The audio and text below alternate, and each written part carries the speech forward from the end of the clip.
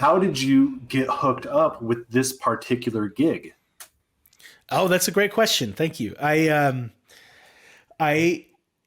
so I always say, or actually, it's not me. It's a common saying that Los Angeles is the biggest small town in America, Hmm. and that's because like you work with somebody who works with somebody, everybody knows somebody.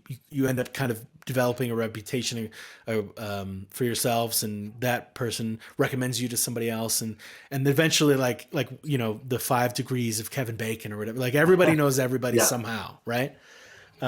Because it's the entertainment industry, right? But so I always say if LA is the biggest small town in America, if Hollywood is the biggest small town in America, then the LA horror community is like the biker bar on the outskirts of town where all of us misfits hang out. Like it's even a tighter knit group of people. Like we all like everybody knows each other, right? And we've all, oh, you work with so and so, I work with them on this movie, and we go to the same like horror movie trivia nights in Burbank, and like Mhm. everybody knows Wow. everybody, right? In some way, right? Because we all, you know, like I don't know personally uh, Joe Bishara, but I know people who know him are very close. You know what I mean? Mhm. And I can't say that about John Williams. You know what I'm saying? Like in terms of Right. composers. So, anyways, I started to hear um, whisperings around the horror community here in LA about this Winnie the Pooh slasher, and I was just like, "What? That sounds like so much fun." Yeah. I can't even imagine it, and I think that's kind of the magic spark that Scott and Reese have is that ability to go, "What's something unimaginable that Mhm. is just gonna, just like people have to." What is that? How could you do? How could you turn Winnie the Pooh into a slasher? Much less like a Michael Myers 7 foot Right. slasher. You know what I mean? So I just thought that was a blast, and it was starting to go kind of viral on Twitter. I remember it was like right at the same time. It was like days together, like that I had heard about it, and then that I had saw it, so, that I had seen it like go a little bit viral on Twitter. So I looked up Reese on IMDb, or I looked up the movie on IMDb, and I found the name Mhm. Reese Frake Waterfield, very memorable name. Mhm. So I searched it on Instagram, as is the case with like a lot of my moments in my career. Social media like drives has driven them, and at the time he was like news was just breaking about this, so people were commenting on his photos, even unrelated photos, being like, I hate you. You're ruining Winnie the Pooh. You're ruining my childhood, Yeah. which sorry that it's so fragile, but and he was taking screenshots of the comments and posting them on his story and kind of like replying to the comments on his story instead of replying in the comments. And Mhm. one of the stories was like he like circled the comment that said like you're ruining my childhood, and he said he said that's what I'm trying to do is like ruin every person on earth's childhood. Ju- And like what good marketing? like yeah, so I thought that was just hysterical and super fun because like if a horror movie existing like ruins your childhood, you're taking it way too seriously. So I replied to that story as you can do, just replying to a story, and I said, can I help you, with a violin emoji and a question mark. And I think he thought that was pretty funny. And then it turns out that we have mutual, just like the LA horror community in general, filmmaking community in general. We had one mutual friend who just happened to be the cinematographer on Winnie the Pooh. So Nice. I guess I heard this story at the premiere. Vince told me that Reese texted him like, "Hey, do you know Andrew Scott Bell?" And Vince responded, "Yes, hire him." Right. So I have Vince to thank for this, and thank you, Vince. It was, Well, I but thought I thought you had said that you saw some footage of this and that you heard in between takes that people were just laughing and having a great time. yeah. Okay. So that's actually further down the road after like Oh, getting the okay. gig. I didn't actually know that I had the gig. Um, because I talked to Reese on Instagram, and it seemed like we were hitting it off, and like so much of like working in film and TV feels like dating. You're like, oh, like I go to my wife and I'm like, oh, I'm really I'm really hitting it off with this director. Like, I hope to work with him. You know, it's like You might like ask me first out dates kind soon. of thing. Like we're texting. I think he swiped left. I don't know. I don't know. Um, we have so much in Can I common. Like, you know, can I but score a it seemed, scene on the third date or the fifth date? yeah. Like, do I have to wait? Like, can I score one now? Am I too eager if I text him a main theme idea that I just had? Um, so yeah, no, but it seemed like it was going well, and I just never really like heard yes or no. Hmm. And this was like May, I think it was like in May that I was texting, and then in June, Ashley and I are going on a trip. We're going on a vacation. We're like, I'm literally leaving the house with like suitcases in our hands, and I get this buzz, you know, and I, you know, checking it because maybe it's the Uber driver or whatever, right? So I Hmm. check it, and I'm like, what the hell?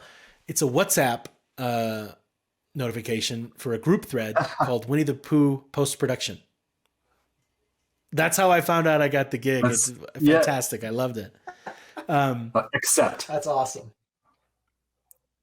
So I was like, okay, I'm on this movie, but like we need to, it's always like we need to figure out the schedule. I'm not sure, you know, if you know, I'm on they want me, I want to score it. Um but I still had to like get my manager and to do the contract and all. Mhm. There's so many steps after that happen.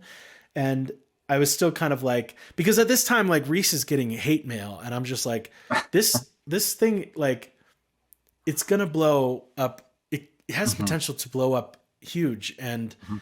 you know, do I want to potentially open myself up and my family to like hate mail for the rest of their life? I don't like. I didn't know it was gonna I didn't know what was gonna, you know, if it was gonna be that or not. Right. And luckily, my experience is way different than Reese and Scott's. They get, I mean, I feel really bad for them. They handle it well. They get a ton of hate messages that Wow. they just ignore or have fun That's so engaging with. crazy.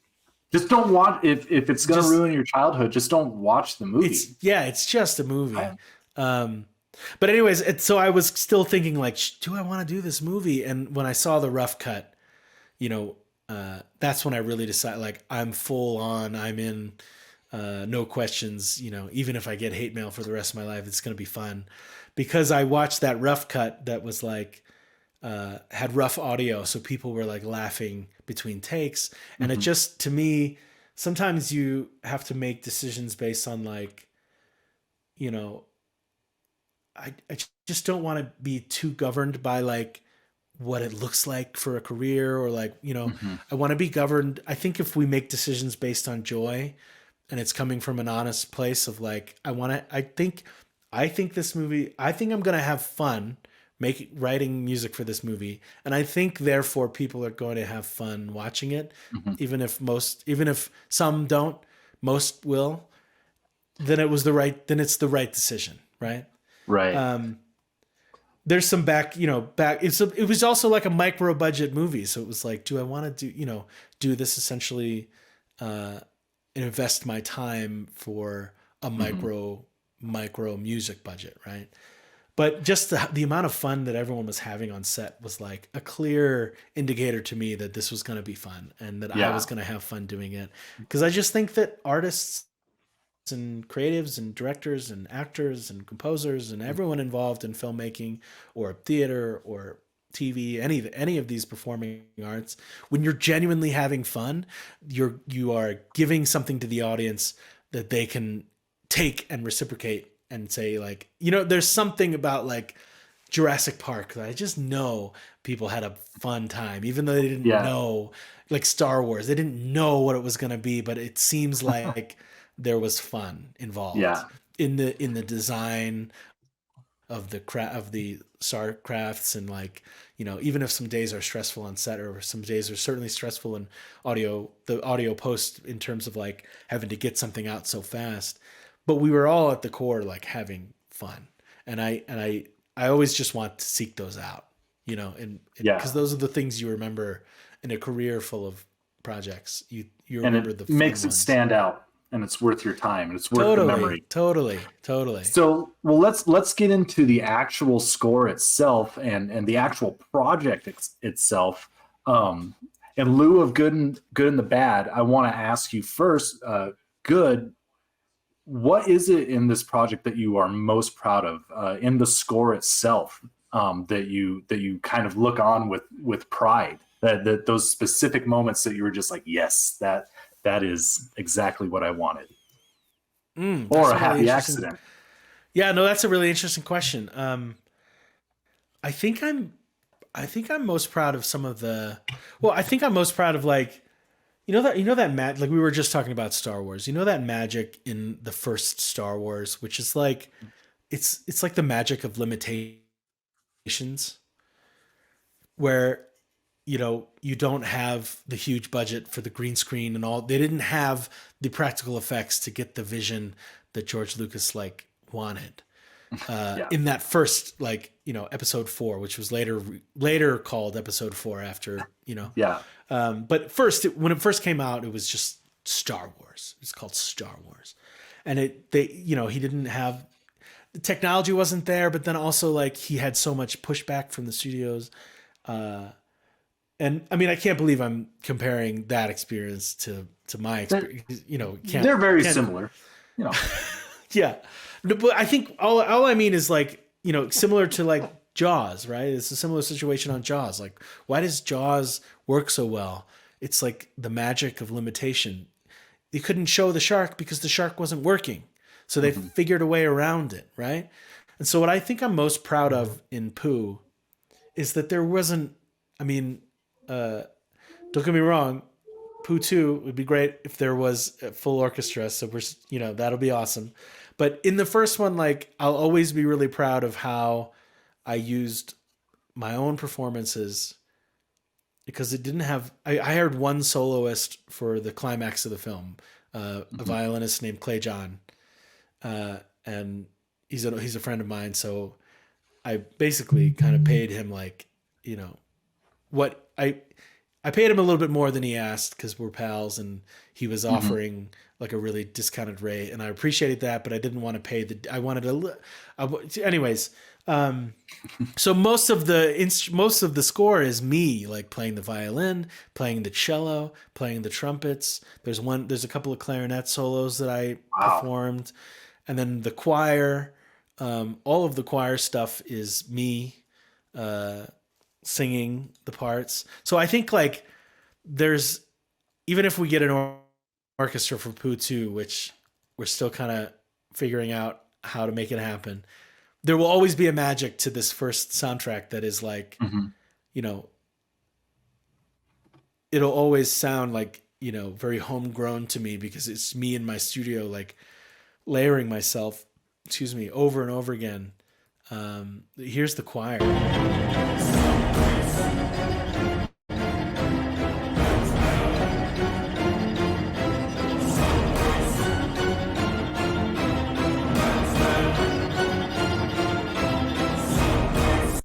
So that's that choir, and there's violins in there that I recorded. And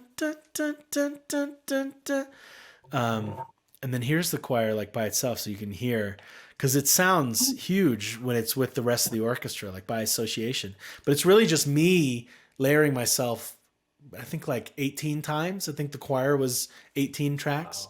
And then I, obviously wrote the harmonies and then like split them a little bit, like left and right, so that they kind of fill a stereo space. And then when it's upscaled to surround, it feels like a left, back, and front stereo space. But here's the choir just by itself. Like, it doesn't feel as big without the rest of the orchestra. But I think by like association, what you hear coming through makes it feel like it's a 50-piece choir or something. But Sanguis het smell. Sanguis het smell. And that's just the choir. That's me, 18 different, doing like a bunch of different voices so that it kind of layers. And like, because when you sing it the same every time, then it's 18 of the same people. But when you go, Sanguis, and then Sanguis, and then Sanguis, it like, like kind of like mixes into like this fake choir sound with a bunch of different people with like slightly different voices. And then of course it's kind of being masked by the full, or at least the full sound of the sound of a full orchestra. So Right. it sounds and feels bigger in association to the full orchestra. What I gotta ask, what are you singing there? Oh, that's a great question. So one of our first ideas, because Reese and Scott they have an amazing sense of humor that's very dry. Like there's not like a single joke in Winnie the Pooh, Blood and Honey. Like there's not like a joke like I Like think a of the one-liner? movie. Yeah, there's not like one-liners. Like I think of like Zombievers and how that movie is like very comedy. You know, I love that movie. It's super fun, but it's very like tongue in cheek. There's not the humor in Winnie the Pooh, Blood and Honey is like, to me, so British because it's like, it's funny because it's serious. Right. Like Yeah. we There's like an irony there. Yeah, like it's Winnie the Pooh stomping someone's head and crushing it like a grapefruit. You know what I mean? Like, and that is funny to me. And it's very funny to Reese. Like, you know, like he doesn't like want jokes. He wants like the humor of like, it's Michael Myers, like treating Winnie the Pooh like Jason Voorhees is funny enough to him. And I think that's just hysterical. So in an attempt to kind of like join that fun with him and like have fun with him in that way, I pitched to him the idea, like, what if we sang like, because there's nothing more serious than like Jerry Goldsmith's like The Omen, the score to The Omen, singing in Latin, or like the end of Phantom Menace. If we're gonna stay on the Star Wars, you know, trip, I think they're singing Sanskrit though. But the I don't know the words. Yeah. Like it's when you put a choir in like a game soundtrack or a movie soundtrack, it's like so serious and so big and like, you know, and but what if when you translate the lyrics, it's not like, you know, when you translate like Lion King, it's like, you know, the lion returns to his kingdom and he must be king. You know what I mean? Like you translate the language. Yeah. What if when you translate it, it's just blood and honey? Or like, you know, so that's awesome. What we're singing in this is sanguis, which is Latin for blood, et mel, which is Latin for and honey, et mel, which is, I didn't realize till we got to,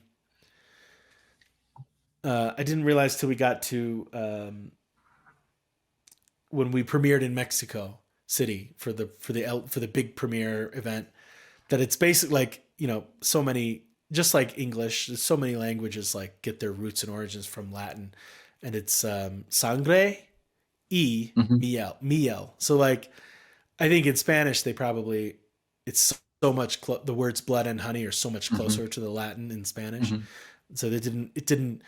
For them, they probably guessed what it was, you know, because sangre y miel and sanguis et mel.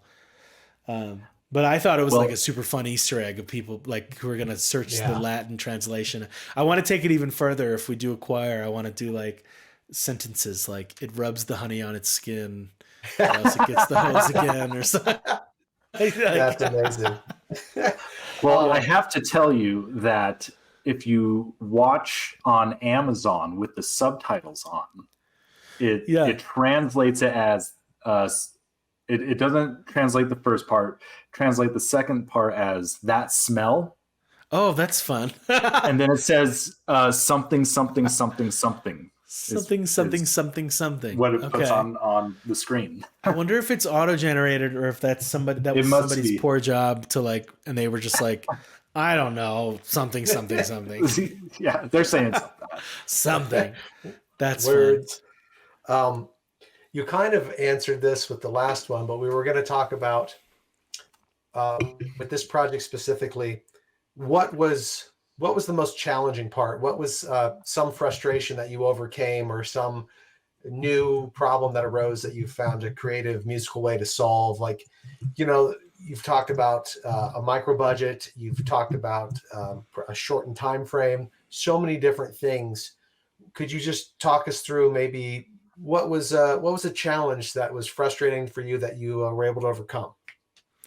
Yeah, I think it's for this project specifically. It was definitely more the micro budget than the time frame. I've worked with tight time frames in the past. This one, we were very close to finishing. At some point for this movie, everything was for audio was like put on hold because they were going to do reshoots. And I think the reshoots were in October. So I was scoring this in August and September, like late August and September.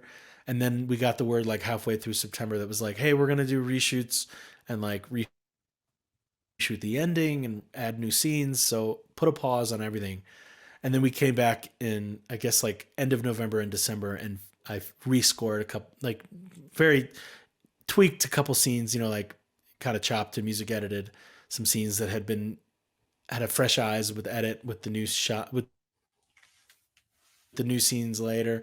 They tweaked existing scenes. So I had to kind of rescore or a little bit music edit the existing score to the scenes that were changed, and then score brand new scenes. So that was a little bit challenging, but it's not like it was too much of a deadline. It just felt like, and this happens on films all the time. I'm not complaining, but it felt like we scored some scenes twice, which needed to be done. Like, that's a totally necessary thing. And I am very glad for it, because the new ending with the car exploding is iconic. On the Blu-ray, you can watch the alternate ending, where Nice. it's a totally different story than what happens at the end of the one that was released. All of the scenes with Christopher Robin weren't there except for the opening. Okay. So all of those scenes with Chris were reshot. We Were added scenes. What's that?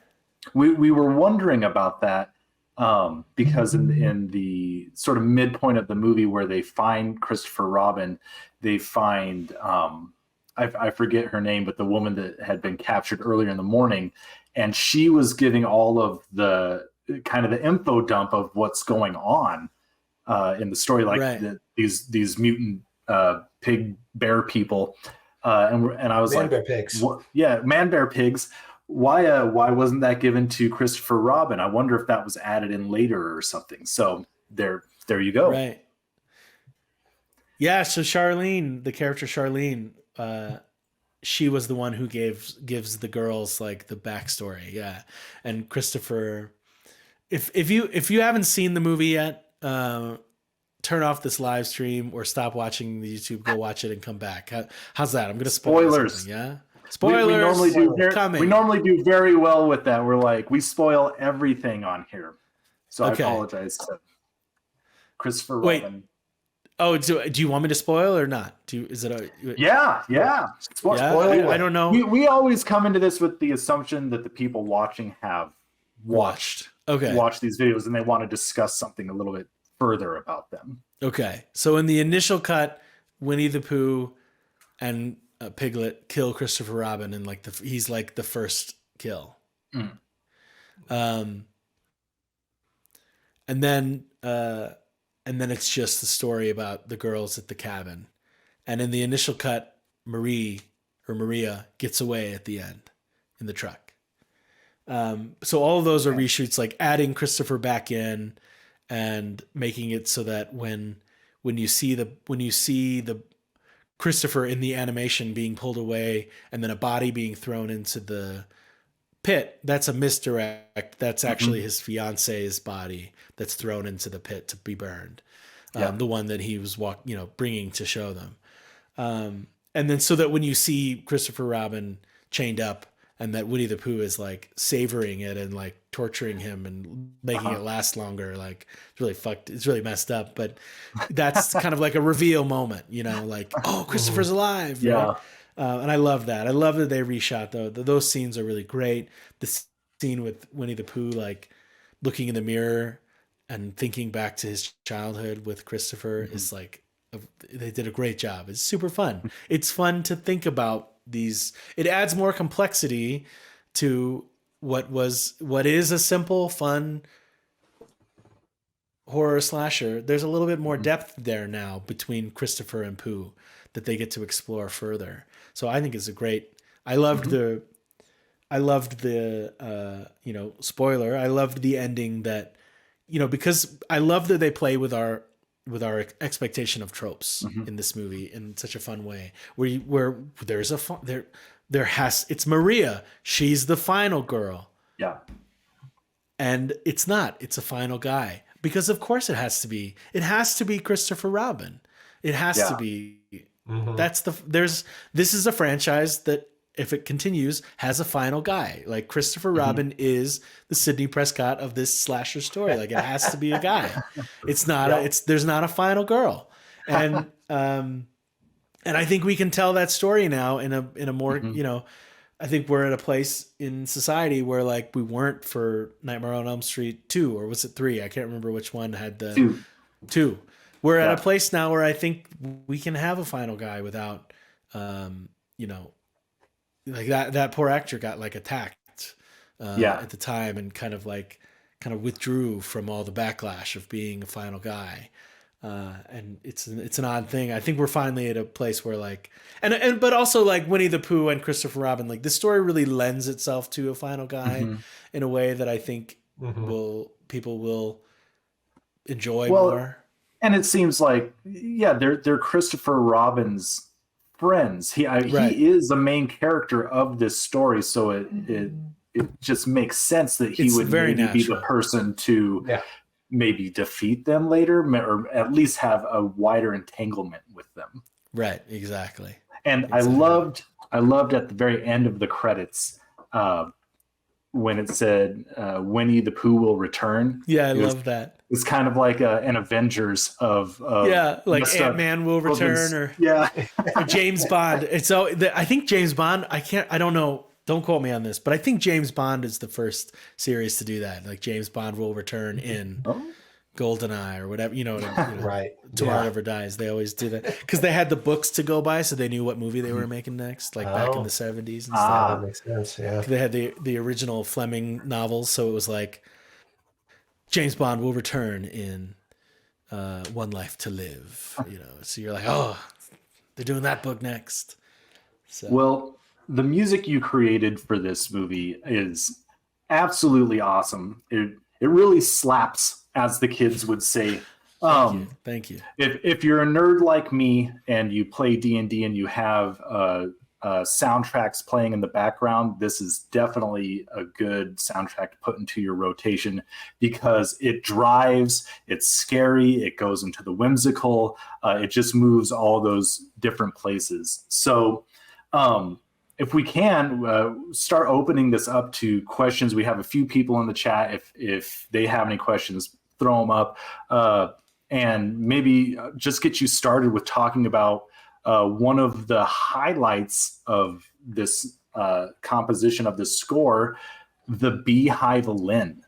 Oh yeah, how that all came about. Yeah. Oh my God, I should have thought of this. Should I go get it? It's upstairs. Do you have it? Is it yours now? Yeah. It was Tyler, the person who made it, gave it to me, which was really wonderful. Let me go get it. Very cool. You guys don't mind? Yeah.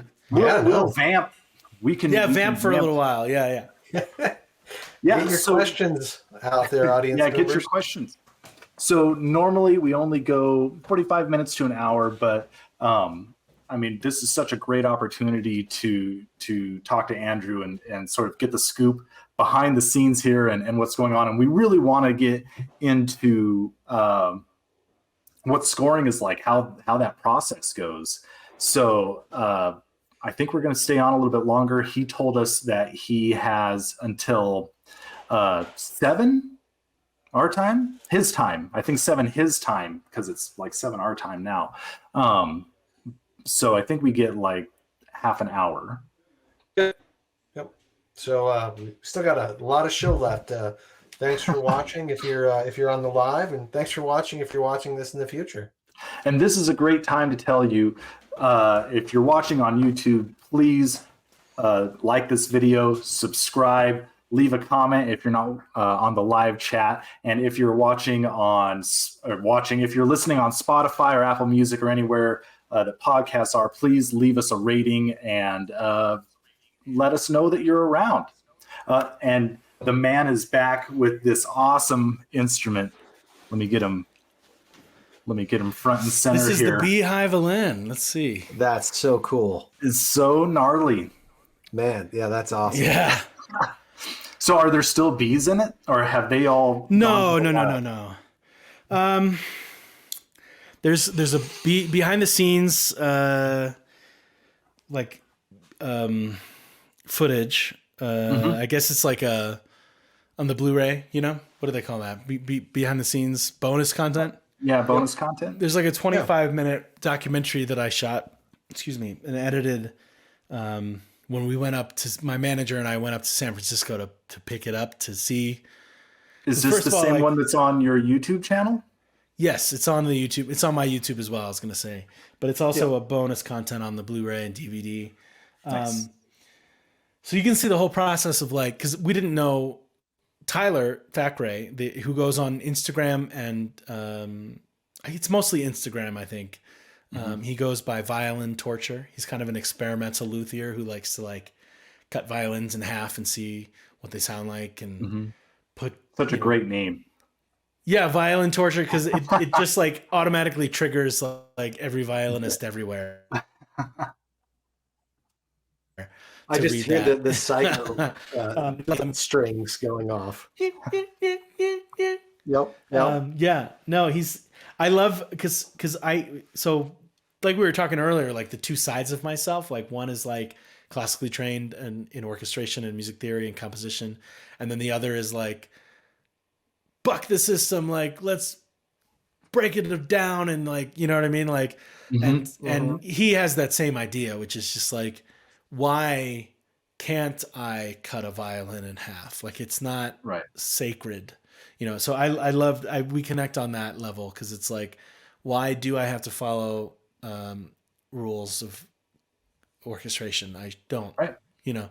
And it's almost like my view of music is the same as like writing or art in any way, of like, you learn the rules so that you can break them with intention, but it's okay to break them. It's okay to break them. Like, you know, you learn the rules of filmmaking in terms of like, there's that line, you can't move the camera past a certain spot without establishing a new line, and then you can move around. But you totally can. If you understand why that rule exists, then you can break it intentionally to cause chaos for your audience if you want them to be disoriented. And they do it all the time in fight scenes. Absolutely, they break the line in fight scenes. Anyways, so what am I talking about? We went just how you came about getting this violin and how you used it. Tyler Thackeray, Violin Torture, had put this violin inside of a beehive 2 years before Winnie-the-Pooh Blood and Honey, before I scored Winnie-the-Pooh Blood and Honey, just as an experiment. And I found him from a New Yorker article that I read, somebody sent me, or, you know, whatever. And I just vaguely and I followed his Instagram from that New Yorker article. And I just vaguely remembered like one of the sentences in the article is like, that he did this, that he put a violin inside of a beehive frame. This is the box is the frame that the bees would normally build their hive in. So normally there's not a violin here, and it's just full hive, right? So I just like vaguely remembered that sentence and like reached out to him, and I was like, hey, whatever happened to that beehive violin that you know, did? And he was like, oh, I forgot about it. Yeah, he had forgotten about it completely. And he was like, let me take it out and see if it's worth coming up for. And I was like, no, don't touch it. Like, I'm going to come up with my manager. We're going to film the whole thing. If it turns out that that it's like a bust and they didn't do anything and they just ignored the violin, then I'll just, because I had hired him for another movie, make a custom instrument for me. That'd actually cool. It's actually at our house. It's not here. So I was like, at any rate, like, I'll come, and if the violin is a bust, I'll pick up that instrument that you made for me that I never got to use. And it'll be nice to meet you in person, because we had been chatting for a while. And I'll take you out to dinner, and, you know, we'll hang out. I already, you know, I'll get a hotel, so I'll just spend the night in San Francisco. It'll be great to like meet in person and blah, blah, blah. But as you can see, it turned out like crazy awesome, and we Yeah. just had to like. So cool. My best case scenario was I thought that maybe I would just like play a violin that like had honey in it or was kind of sticky or something, and that I would just play it like I'd play my other violin, but then like have to change clothes after, like put a tarp on the floor, and I had no idea that it would like that they would have.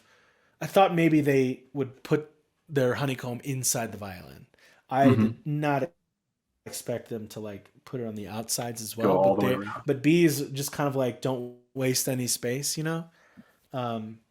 and it's just really fascinating the way that it changed the sound, the way that like we couldn't normally you attach a violin neck here at the body. I can't even show you, but we couldn't because of the hive.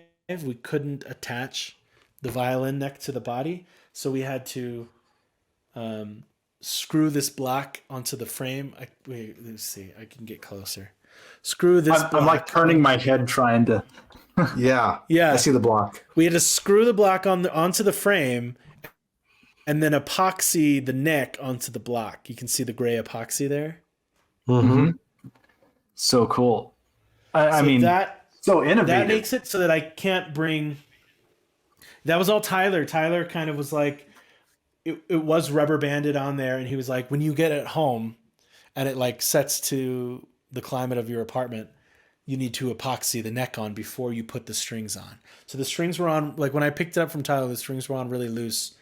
And then he was like, as you tighten the strings to play them, like just like go slowly, because this frame is not built to like carry the pressure of the violin string tensions. They get really tight. So that, and then the fact that there's honeycomb like inside the violin, and the fact that I can't tune it to a full, like as I tune this thing, like the neck like bends, you know what I mean? So I can't, I can't, it's not a normal violin because I can't tune it to a normal. So it's more like like I think most of the time I'm playing an E flat on the score or something like anything. It goes down to an E flat here, and the lowest note on a violin is this one. So it's lower. It's almost like a viola in some way, that it's like a little bit lower. The lowest note on a viola is C as compared to the lowest note on a violin here. And so it kind of is its own weird instrument. The other thing is I can't like tuck it under my chin to play it like that. So I play it on a table kind of flat, which changes the way that I play it. So there's all these circumstances that made it kind of morph into its own unique instrument and strange sound. And then I was just so delighted to find out that when you record this beehive violin, and you layer it like 5 times, it turns into a really unique sound that I'll play for you guys in a second. Let me just put this down. Awesome. Yeah, it's such a cool Lance, thing. we'll get to your question here in a second. Once we get the demonstration going. Oh, it's pre-recorded. Sorry if I didn't communicate that well, but let's do the demonstration is pre-recorded. Here's one beehive violin.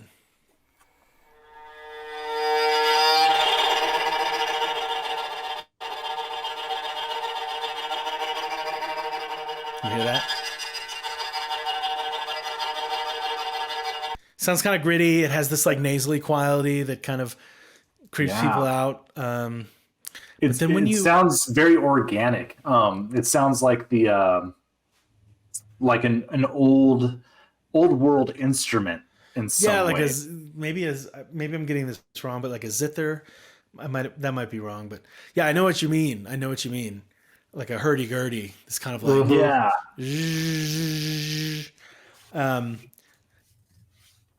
The real magic happens like when you layer it.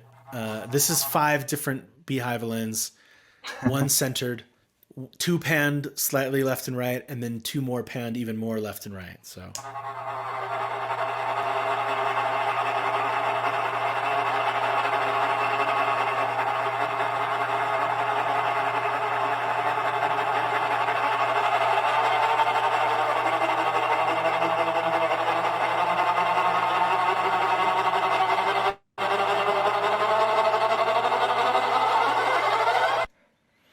It's just totally different. It's a totally different sound than like, of the violins. Well, and Doing you put something. that together in such a great way that it just sounds like a swarm of bees. Exactly. That was wild when I found that out. Like it was like blew my mind. Like, whoa, why would this be? I don't know. Like a Winnie-the-Pooh bee attack. Right. Let's go. We have a question in the comments real quick, and I want to make sure we get to it. This is from Lance, the Obscure Movie Guy. He's come on the show with us before. He has his own YouTube channel. A very cool dude.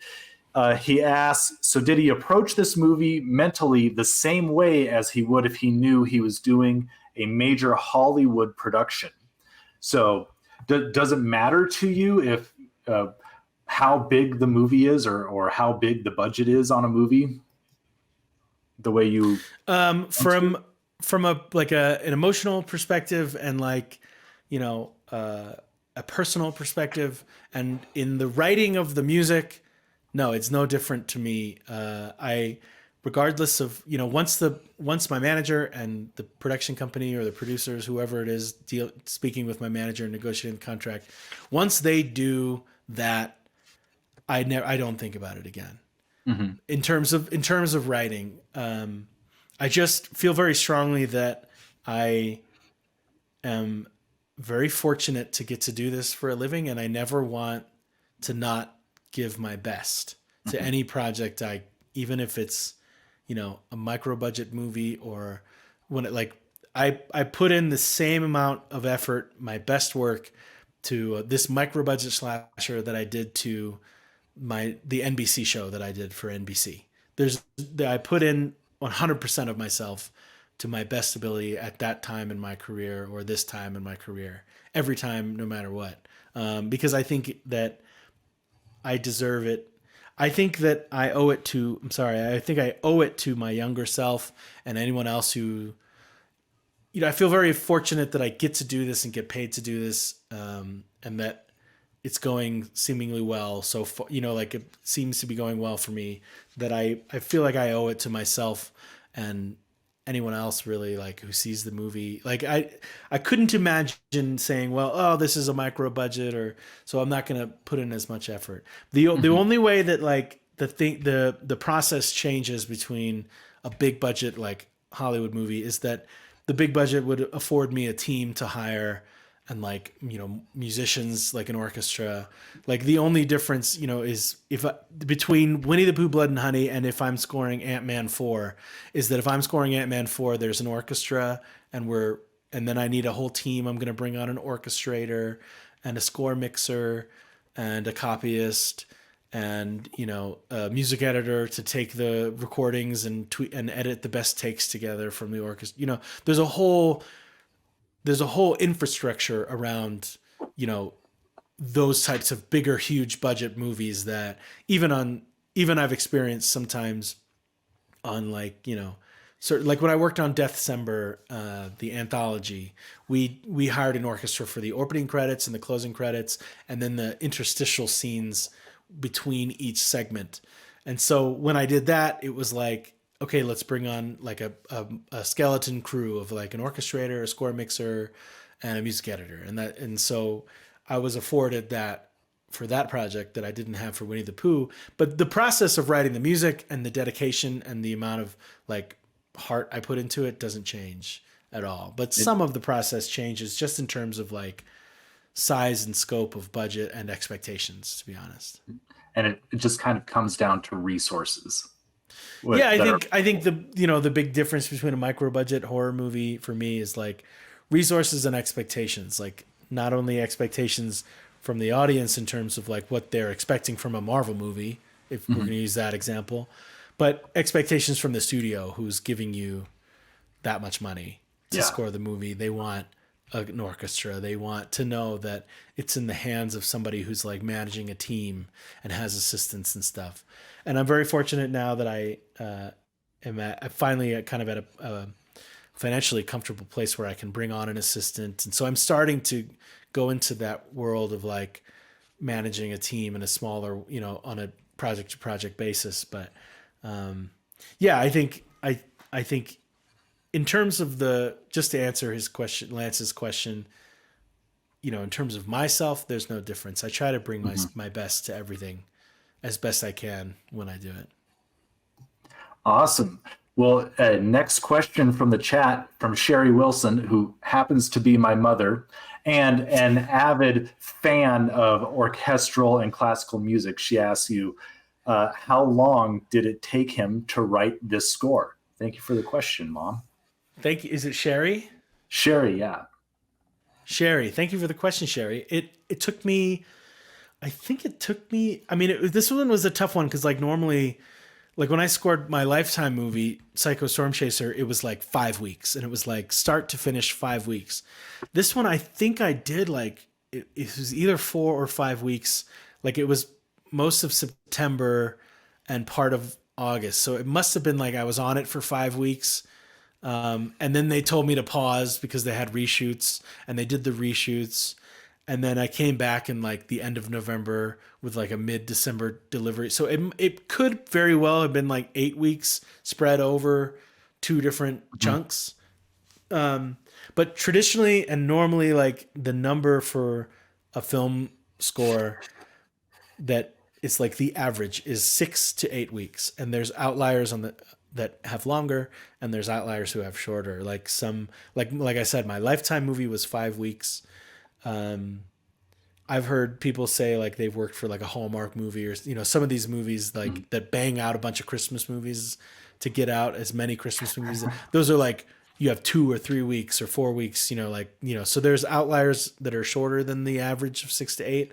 And then on something like a big budget Marvel, to kind of go back to like Lance's question, one of the other differences there is because of, you're scoring it when the VFX are rough and then, okay, we need you to tweak it because now that the VFX are in, like we did this shot in slow-mo or, whatever. And we did a test screening and they don't like this, like Marvel movies, like these big budget Disney Marvel movies go through test screenings and reshoots and test screenings and reshoots.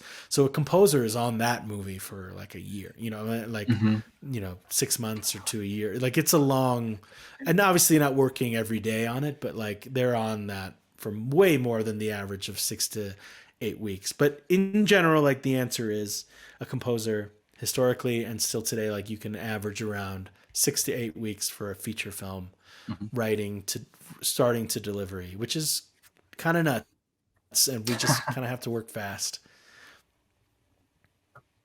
That's crazy. Which even for some of the most, accomplished composers like John Williams, he still has an orchestrator who he passes off his sketches to, and then that person orchestrates it for the orchestra.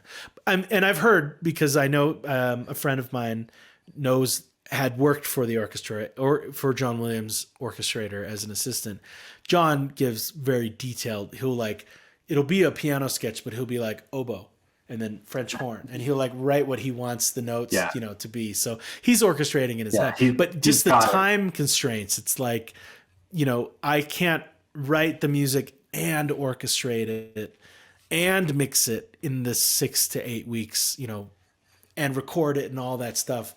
So once you get to a little bit bigger budget pictures and you're recording live orchestra, you got to bring in the other team because just because there's more responsibility in terms of like recording an orchestra, it doesn't mean that there's more time always. So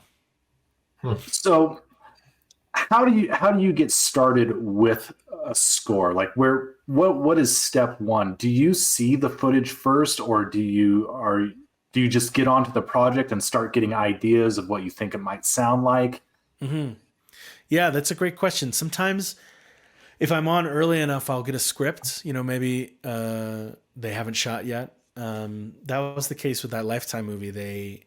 They actually didn't make it.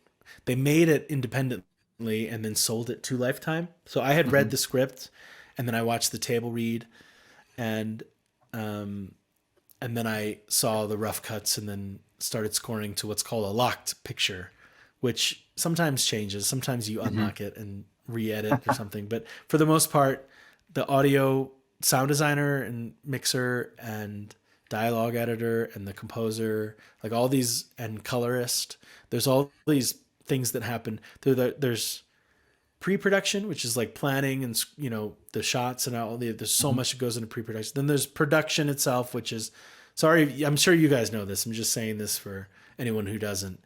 There's production that is the actual filming of, you know, on-set filming. And then there's post-production, which is audio, music, dialogue, visual effects, anything like that comes after filming.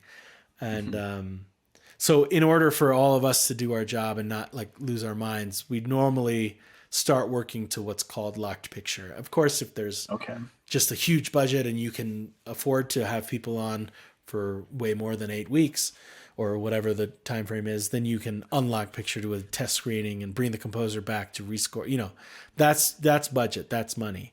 Wait, what's the question? Just what is step one? Step one. Normally I like to watch like a rough cut and then start scoring to locked picture, which means that they're not going to make any more edits. They're not going to add any scenes. They're not going to move scenes around anymore. They've locked it in place.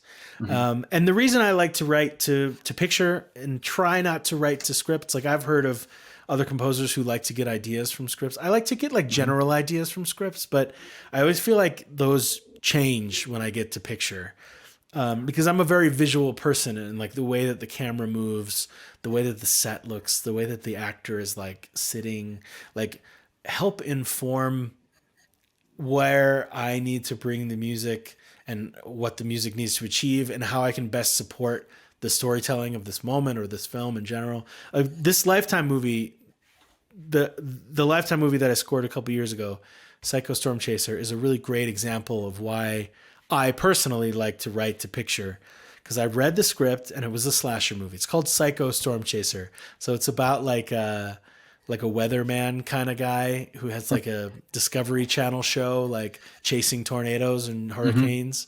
You know, like, and so he goes to hurricanes and tornadoes and whatever, and then kills the people who stay behind and don't heed the warnings, and stages the murders as victims of the storm, you know? So he'll like drown somebody and then put their head in a puddle and cover them with like a tree branch or something, you know what I mean? So to me, I read the script and like, it was such a slasher movie, and we were talking strings and like, you know, just very horror slasher. And I even watched the table read because it was the table read over Zoom. So I was like, this is a slasher. This guy's a slasher. This is a slasher movie. Boom, boom, boom. And then I started to see like dailies, and I watched the rough cut, and then of course the final locked cut. Like then the part that was like, you know, in the script, it was mentioned, you know, I mean, I knew there was a hurricane going on, and like, you know, during the table read, people would say like, bang, bang on the window, you know, like, you know, but you don't feel it until you feel it and you see like the rain machine and the pouring rain. And it just, the scope of it became so much more than like a slasher going around killing people. And it suddenly there was like, this movie needs like musically, the music can be the storm as well as the intimate slasher of these people in this house, and the impending doom of this like hurricane, you know, can come through the music as well. So then there's like these bigger drums and brass and choir that like wasn't there in our initial like conversations with me and Buzz Wallach, the director, when it was just the script. And at that point, like it felt like a slasher movie. But then once you just saw the rain pounding against the window and like, you know, they're in the eye of the storm, and it just like, it just completely changed the vision for the score. So anyways, I think that's the best spot. When you get the locked edit, do you get one that's without score and one with temp score? And like, how does that affect your writing process? I try to. I'm not somebody who like is scared of temp music, because I treat it like a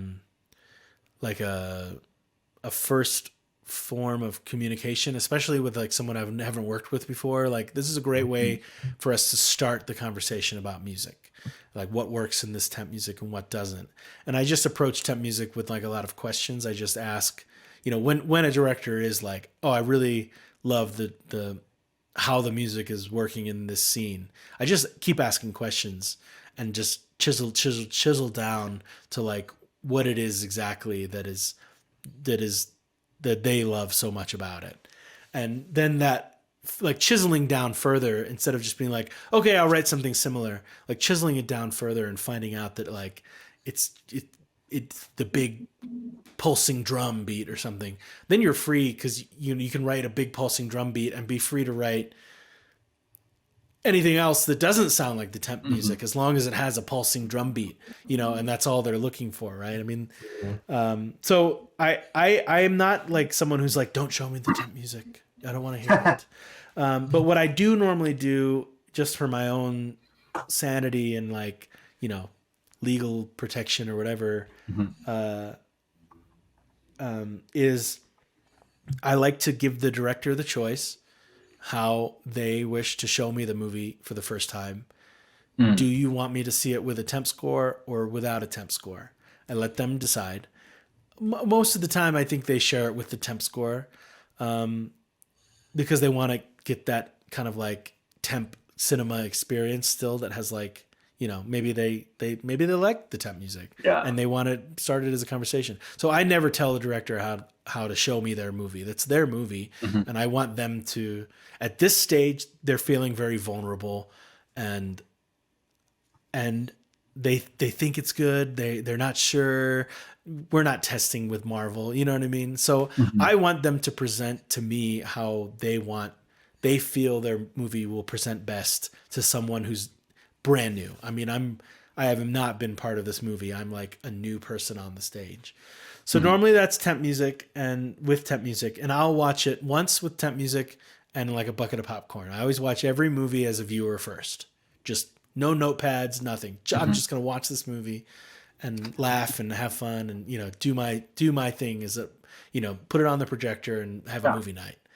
And then the second time I watch it with the temp music and I take notes about where the ins and outs, and I do that. And then the third time I watch it again and I take really detailed notes and fill in the gaps that I missed the first time. And then from then on, I'm like working on the movie. And I'm never after those first 3 or first 2 times, I never go back to the temp music. And that way I only have like a vague recollection of the temp music, so that when the director says to me like, well, I mean, I like what you did, but like, can we talk about what's in the temp? Then when we have that conversation about the temp, like I'm not going to go listen to it and be like, oh yeah, I'm listening to it right now, I can do that. It's like a conversation about like a ghost of the temp music. It's like this vague memory that I have. Like, yeah, refresh my memory. Like, what was it about? Like, what is it that, don't show it. You don't have to show it to me unless you want to. You can show it to me if you want to. But like, what is it about the temp music that you like loved? And it's like, oh, well, it had this like, this rhythm, this driving beat to it, And I'm like, and then I whittle it down and like, figure that out. And then when I listen to the temp music for that reference after that conversation, I'm not like influenced by the string part or the brass line or the piano. I'm just listening for that one thing he said. I'm like, okay, it has a beat like this. And then I'll never listen to it again. You know what I'm saying? Like, it's finding the want in it that temp music has. Like what is the main emotion or the main the main want in that music? And I do that to myself too. Like when I'm watching a movie, I'm like, oh man, it'd be great if this had like a score. If I could capture a similar magic that James Newton Howard captured in Lady in the Water, this like magical horror, this mix between magic and horror. I would love to capture that. I think younger me would have gone, let me go and listen to that soundtrack every day until I start writing. And then younger me would get into problems because I would be accidentally like copying that soundtrack that I just listened to and burned into my brain for a week. Yeah. Now what I do is I go, oh, it would be great if it was like, if I could do something like Lady in the Water. I'm not going to listen to it, but like, what is it about it? Like, how did it make me feel how do I vaguely remember him achieving that magical mix of like fantasy and horror? Oh, I think like he did some arpeggios in the harp and stuff like that. And then I'm like thinking more in like broadly and not specific. And I'm definitely not like putting that into my brain so that I might accidentally rip it off. You know what I'm saying? I'm like Yeah. being inspired by like my memory of it and how it made me feel, as opposed to like the notes itself, you know?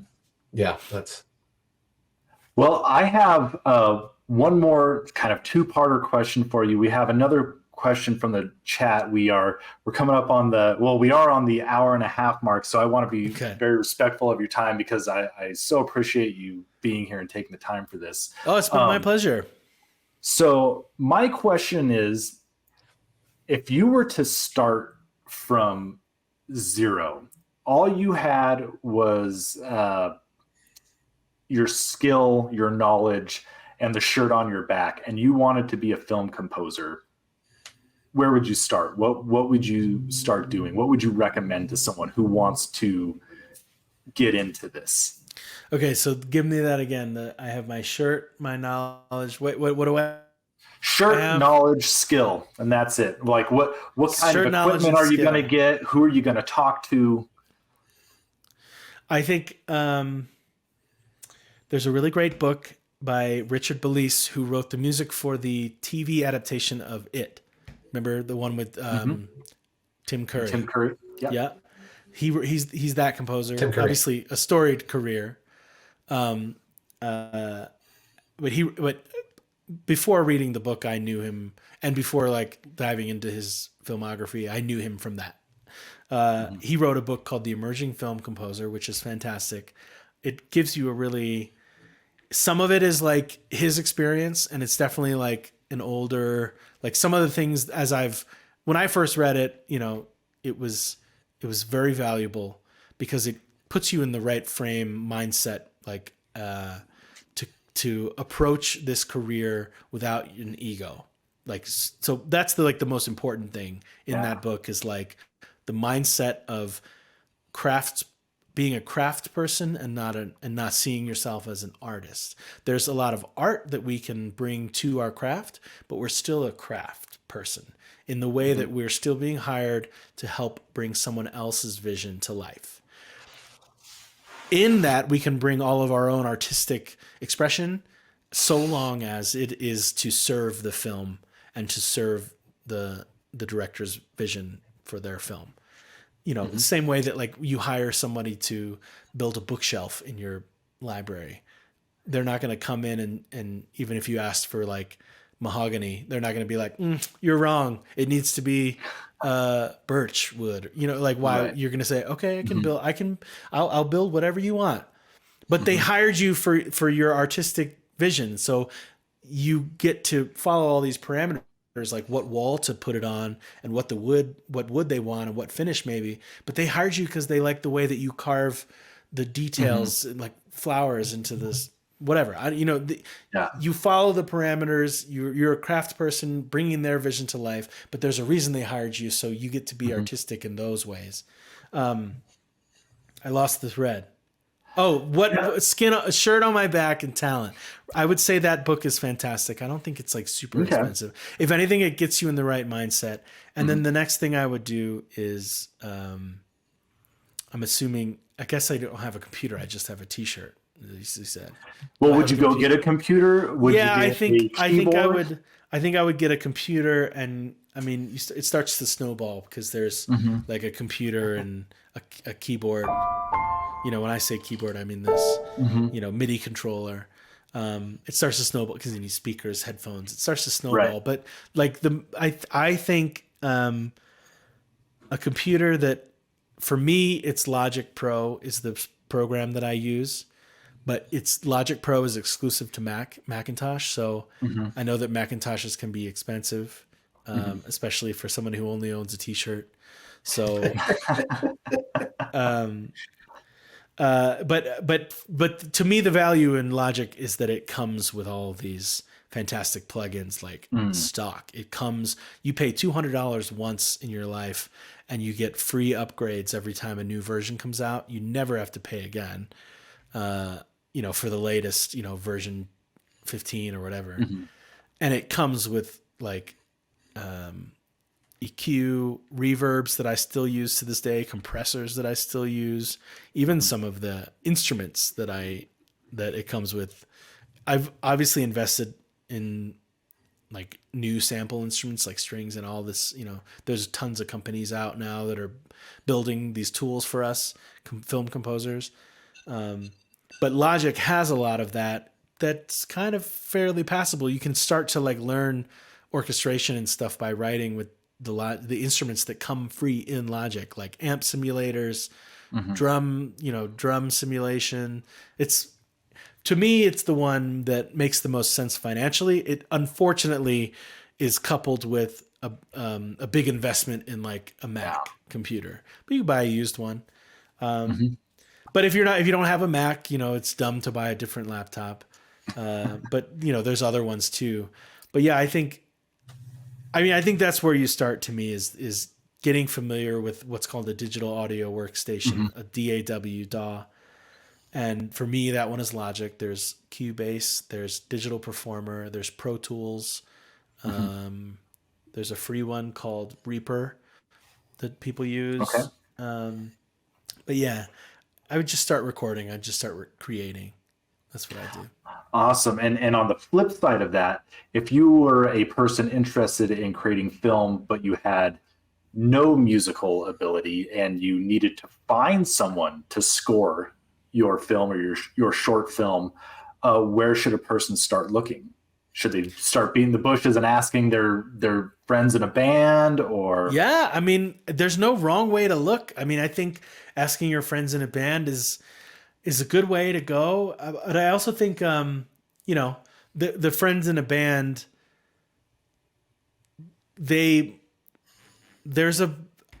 I was in a band and I score films, and the mindset is very different. The mindset of songwriting and being in a band is that of an artist, and it is that of like, I like this, I think it has value, and I'm going to put it out into the world. And the mindset of being a film composer is, I like this, do you like this? Oh, what about this would be more in line with your vision? Oh, great, I love that. What I'm saying? Like the mindset of a film composer is more of a service to someone else's vision, which is like a very fun puzzle to figure out sometimes when you're working with somebody. But an artist, I won't name, when I was in a band, it was like, this is my song, this is my self-expression, and I'm putting it out there, enjoy it or not. I hope you enjoy it, but it's done and it's perfect. Yeah. And that's very different than film composing. So I think, people in bands, obviously I'm one of them, can totally start film scoring. Danny Elfman's one of them. Hans Zimmer is one of them. Like there are tons. Trent, I just watched the new Ninja Turtles movie, super fun. Trent Reznor and Atticus Ross, obviously. Oh, really? Yeah. Charlie Clouser, who was also in Nine Inch Nails, did all the Saw movies. So yeah, there's obviously people in bands who can get it. There's a great composer whom I admire, Chris Dudley, who was in Under Oath. He's doing a bunch of horror stuff lately, doing a great job. Awesome. But I think if I could maybe elaborate a little bit further about, like, I think from 2009 to now, my career has really followed the social media trajectory, and I've used it, I think, like at some point in the past 5 years, all of them, Instagram and Facebook, changed the way that they describe themselves to be from what it used to be social network apps, and they started to market themselves as social media. We all forgot about that. We've all followed along and we all call it social media now. But even the Facebook movie was called The Social Network because that's how they were originally designed and advertised to us, as a way to network and meet people and stay connected with people. They've tricked us into thinking it's social media now, and that we're all our own TV channels presenting our life as a TV show for others to consume and be entertained by. So if we could all go back to that mindset of social network and treat it that way as a way to like connect and meet people. That's, I think, keeping that mindset throughout the past 14 years has been a way that I found work. Like when I first moved to LA in 2015, I didn't know anybody. And so I just started searching hashtags in the local LA area, like hashtag filmmaking, hashtag on set, hashtag picture locked, hashtag rap, just wrapped, or, rap, rap party, WRAP party, like just to see what movies are being made and posted about. Because obviously, like studios, you're not allowed to post about those. But like indie movies, it's like, post pictures from set because we're just trying to get the word out. And I found a movie called Rocket, a short film, and I ended up scoring that movie because I reached out to the director through Instagram, became friends with her, started asking questions about how they were filming the cars in it, and like, just kind of like built a friendship with this person. It scored her movie, and it went on to win a Student Academy Award in 2016, the following year. So we got to go to the Academy for like the award ceremony, and it was an incredible experience. Fast forward a bunch of years later, it's the pandemic, and we're all using this little tiny app called Clubhouse to like meet one another. And I randomly get pulled into a room. They called them rooms at on that app.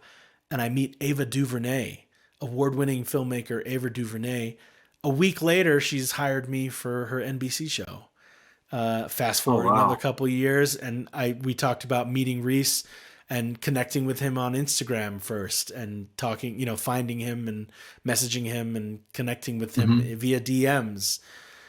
There's this view that like, I'm speaking to other composers right now. There's this view that like you put your music out there and you post pictures of your studio and you post clips of the movies you've worked on, and directors will find you. They'll come and they'll seek you out and they'll find you. Yeah. But it's so much more rewarding to treat. That's the putting on like the TV show, putting your stuff, just posting your stuff and waiting for somebody to find it isn't going to happen for you. You've got to and you can't just be when I say got to DM people, you can't just be DMing them being like, hey, I'd love to work with you. Cause people are going to go, you got to be like, hey, I just saw your movie and I like loved it. Blah, blah, asking questions and engaging. I mean, it's how we do it in person. It should be also how we do it online, right? Right. Asking about things that they're interested in, finding common interests. That's how you meet people when you're at a party and someone says, hey, Jim, you got to meet Darby. Yeah.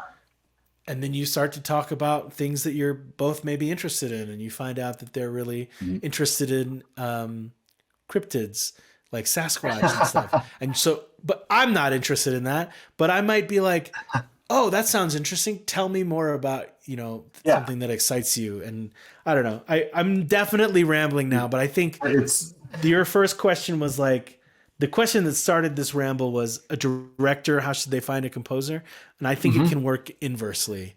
You can use social media and reach out to someone at your level, that you think is at a level that you're at filmmaking wise. And you'll find somebody that is, if you're just starting out, you can find a composer who's just starting out and saying, I want practice. You know what I mean? Yeah. I want to figure, I know that I'm confident enough to say that I write great music because I'm saying to the world on Instagram that I want to be a film composer.